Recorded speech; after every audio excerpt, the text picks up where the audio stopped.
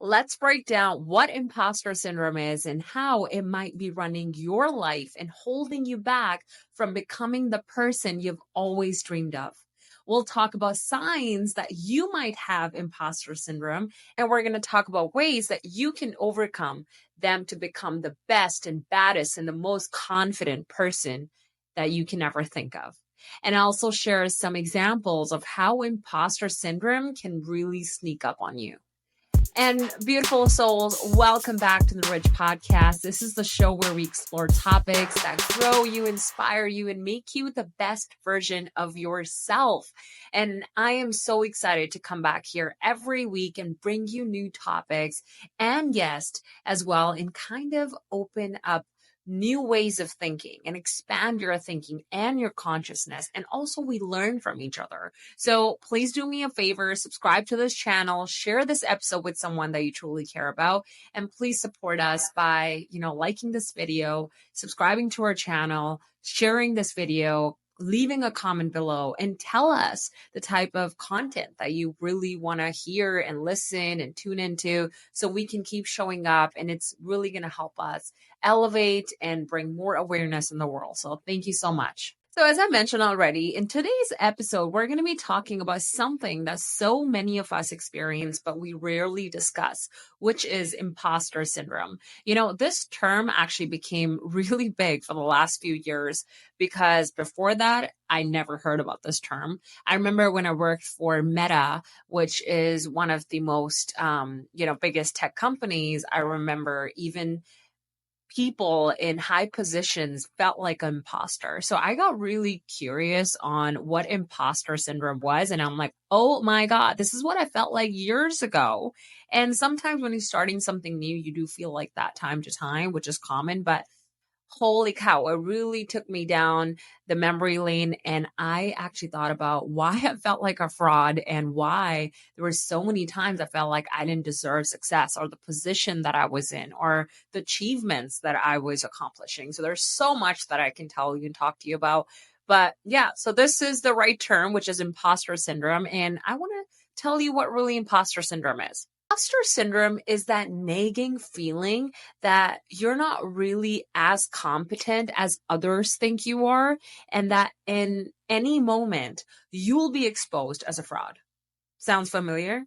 You're definitely not alone because a lot of us feel that way. Because in one study found that 82% of all people felt like a fraud at one point of their life. That's right, 82%.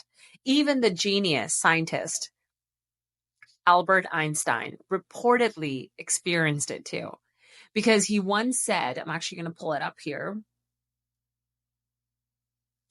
The exaggerated esteem in which my life work is held makes me feel very ill at ease. I feel compelled to think of myself as an involuntary swindler. So what Einstein is saying here, he's expressing that despite the high regard people have for his work, he feels uncomfortable with such praise and he questions his own worthiness at times. He feels like he's deceiving people into believing he's more capable than he truly is, which is a classic example of imposter syndrome and how we all feel time to time. Basically, this passage that I just read to you, it really showcases that imposter syndrome is widespread experience that can affect anyone. It doesn't matter where you come from and how smart you are, even those who are exceptionally successful and intelligent. So my intention for you is to leave this episode feeling more empowered and more confident. And I want to talk about the signs next, and imposter syndrome is when you doubt your own beliefs, your own skills, your own success. You feel like you're not as talented or worthy that others might think that you are. And you're scared that one day people will realize that they'll find out that you're a fraud. This feeling sounds familiar, right?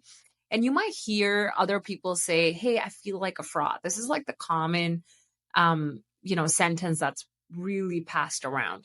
So as I mentioned earlier, that 82% of the people have felt like a fraud at some point of life. So think how common and familiar this feeling is, right? So I want to move on quickly to the common signs of imposter syndrome, and I want to give you some examples how it can sneak up on you. This one is very common. Let's say you have a new job or you just got promoted within the company that you're working for a while. And, it's a higher position, it's a higher paid job. It requires you to work a lot more, of course. And you started with your peers. Maybe your peers were working with you or were working for that company a lot longer than you were. And when you start this job or you got promoted, instead of feeling proud, you maybe doubted yourself and you're really doubting your qualifications. You're worried that you're not capable of meeting those expectations. You may think there must be a mistake in hiring me and stuff like that. That is number one sign that you have imposter syndrome. So number two, another way it can show up is when you receive praise. Even when someone compliments your work, you dismiss it and you think it might be luck or a fluke or, something anyone could have done it. You don't really feel like you're worthy of receiving praise even, right? And another way that it can show up is when you constantly compare yourself to your colleagues, to your peers who seem more successful or talented.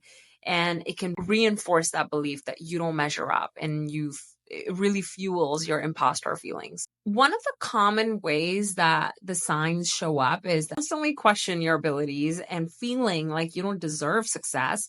And for example, in my early 20s, when I just graduated from university, I graduated with a bachelor's business degree in human resources management. And I remember I landed this amazing job, really high paid job for that time for myself. And I felt like I did not deserve that position. And I'll tell you the reason why, because I was only 23 years old.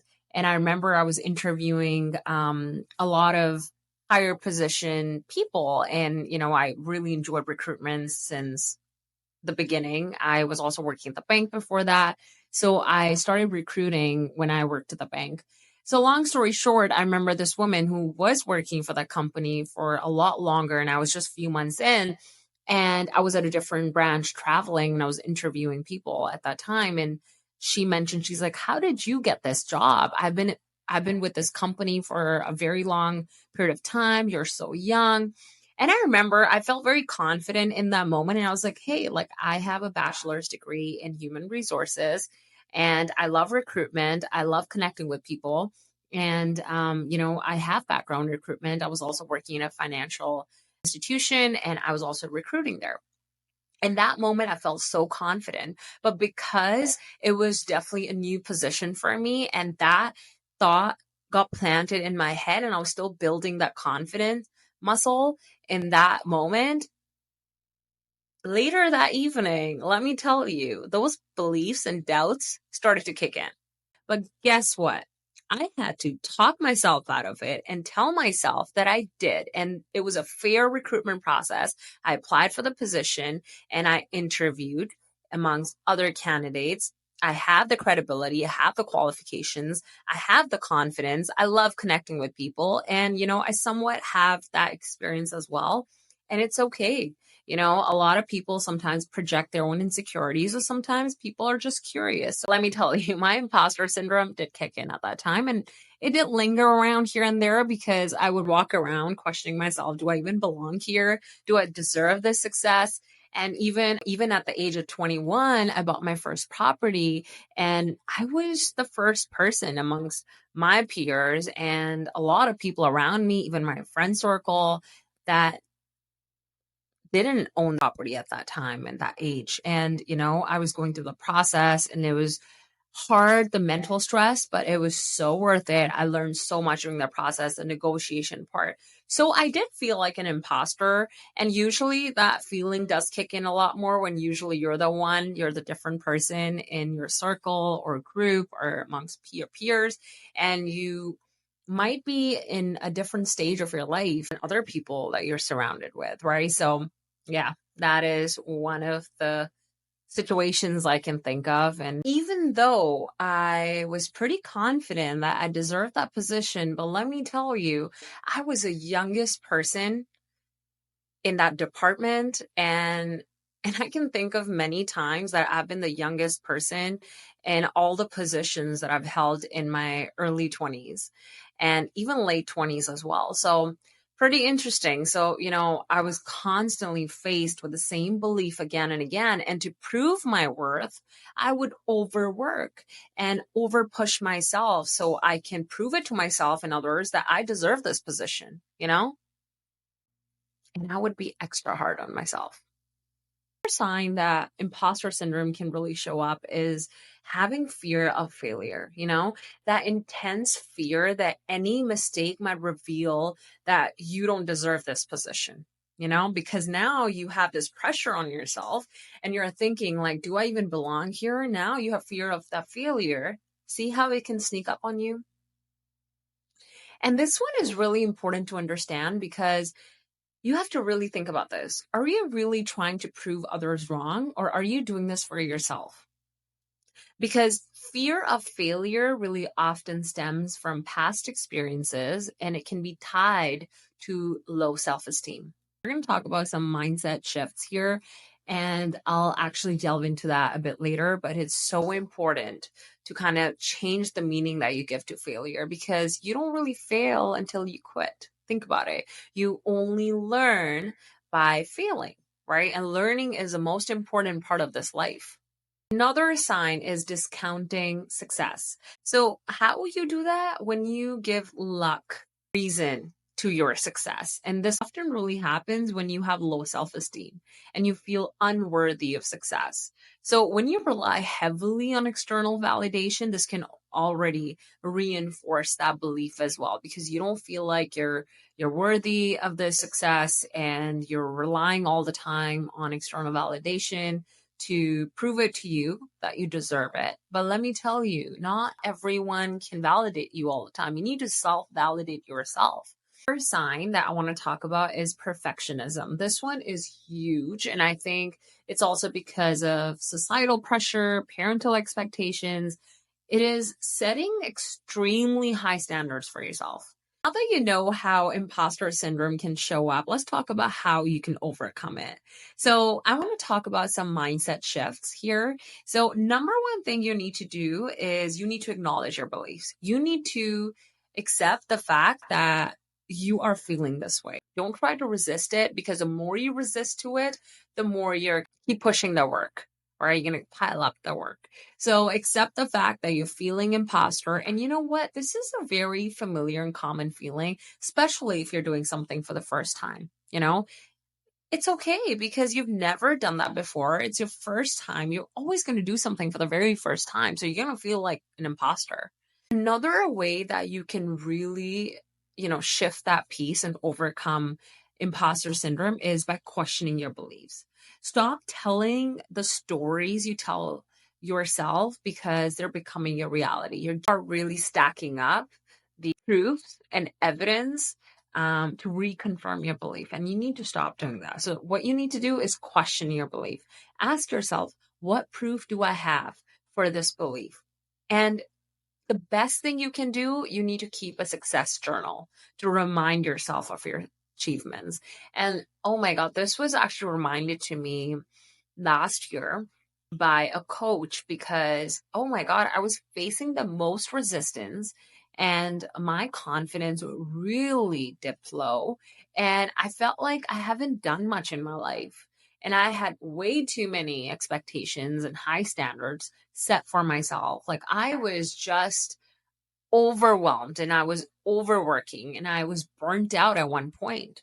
So guess what?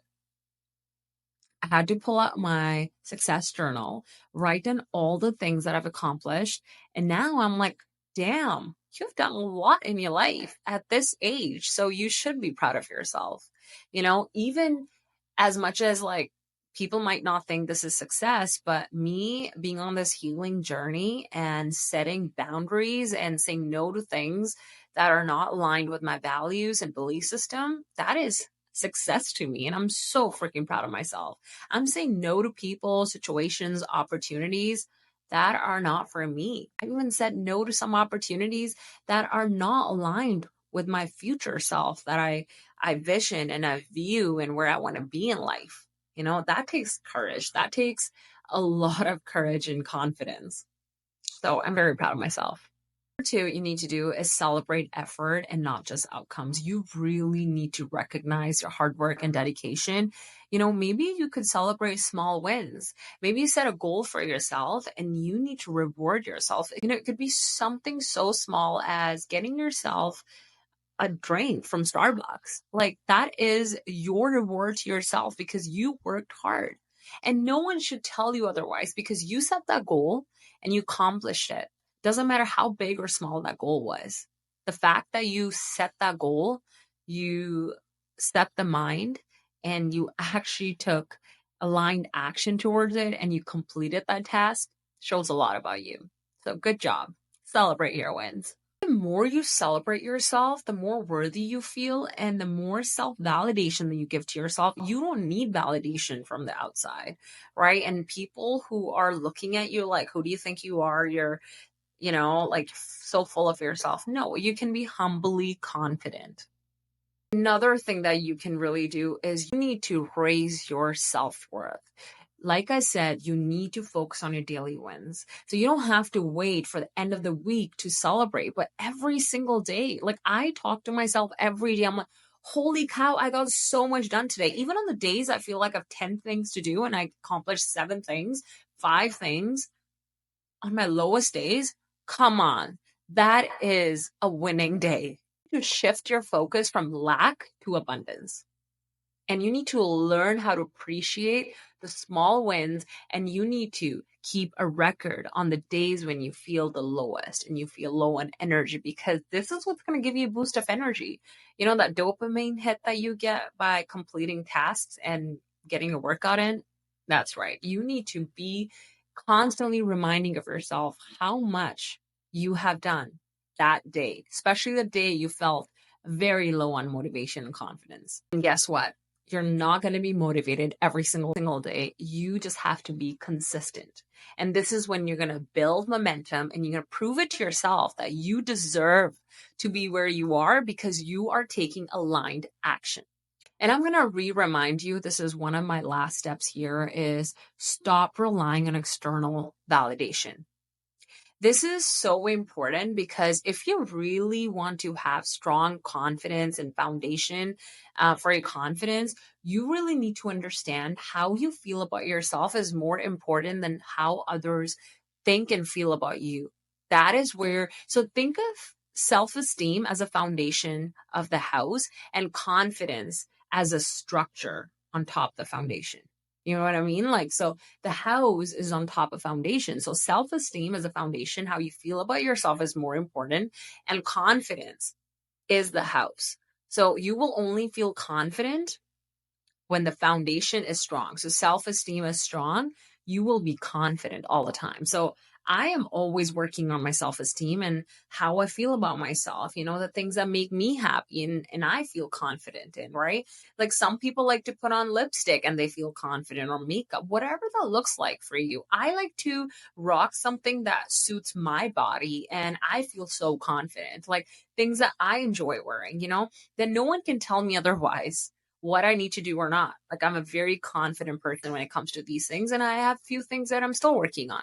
That's okay. So we're going to almost finish this segment, and I want to talk about, some well-known people and people that you've probably heard of, and I'm sure you've heard of, and how they have publicly shared their struggles with imposter syndrome. And I want to make this as very like a topic that is very common. You feel alone when you feel like you're the only one going through this, but no, there are a lot of people out there. That's why I love when people share their stories, stories where they were really struggling and the stuff that they were really feeling from inside, because it really makes us, not different. It makes us feel like we belong, So number one person that I want to talk about is Michelle Obama.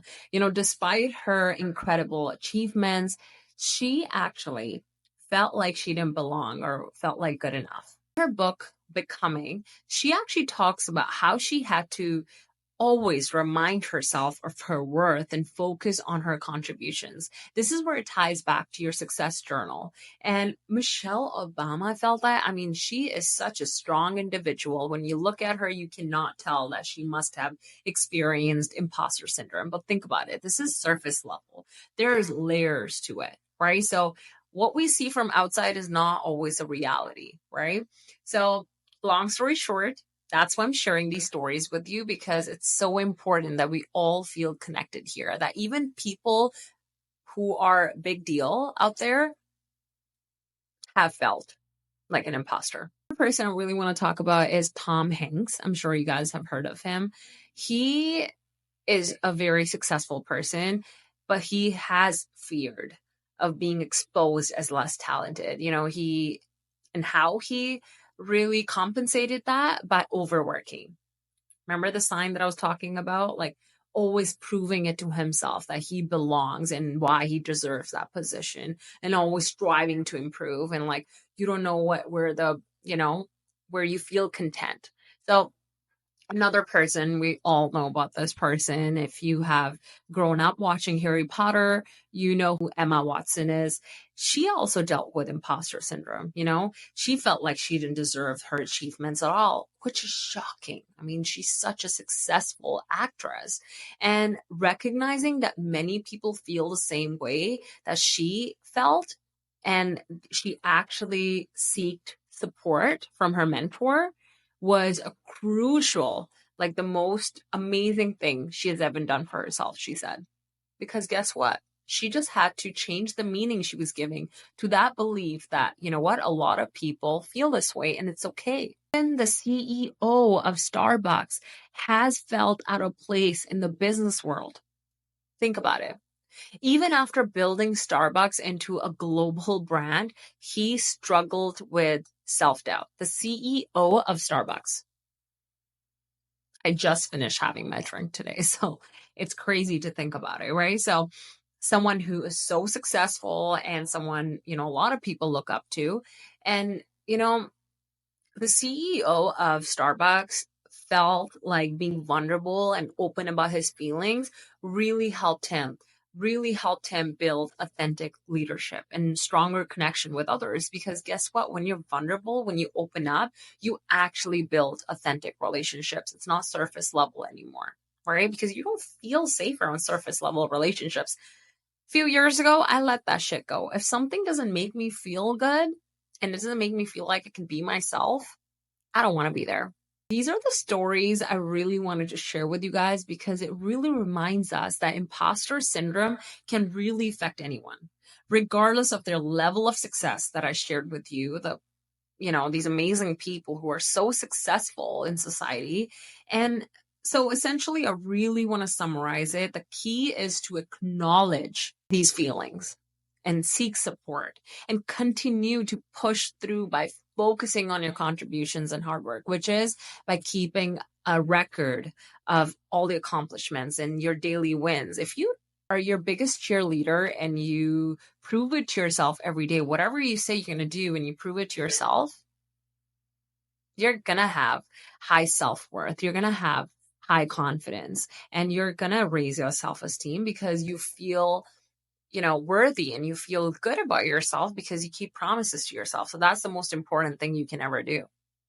So you're not alone in this journey. And by doing all these little things that I mentioned earlier, you can overcome these doubts as well. So all you got to do is prove it to yourself that you're worth it. Okay. That's it for today's episode. Remember, imposter syndrome is a common experience, but it does not have to control your life.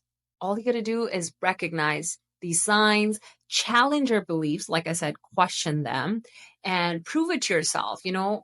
Find evidence, for your belief. Like, you can also find evidence for your limiting beliefs. You can also find evidence for your empowering beliefs. And if you don't have evidence for your empowering beliefs, you need to take action so you can prove it to yourself that you're empowered and then you deserve it. Please keep making those positive mindset shifts. And I promise you, by doing this, you overcome the imposter syndrome and you will become more confident and empowered person you are meant to be. Thank you so much for tuning in, Enrich community. Like always, I'm always super grateful for your support. Please keep showing up for us and keep tagging us and leave a comment below. Share this episode with someone that you truly care about. And if you found this episode helpful, I would appreciate it if you can give us a rating and subscribe to our channel if you haven't already, because it's really going to help us grow our channel. It's going to help us reach more people. And I just want to leave you with this like I always do. I always want to send you positive vibes and love your way. So take care, and I'll see you next Tuesday.